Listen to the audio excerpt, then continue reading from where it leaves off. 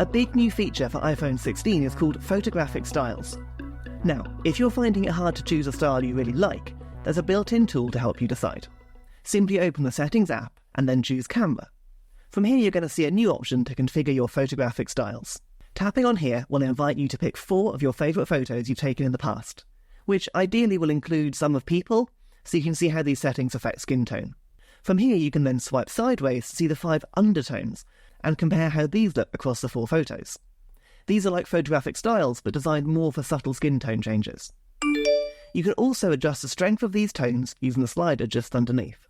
And it's worth remembering again that each of these will apply intelligently to your photos. It isn't just an old-fashioned colour filter that applies to everything. Once you've chosen one that you like, you can then adjust it further to change the tone on the vertical axes and the colour on the horizontal axes.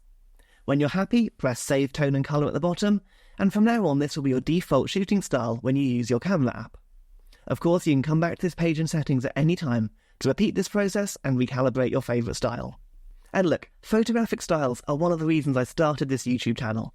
They're a really cool feature built into your phone that I bet a lot of people don't even know is there.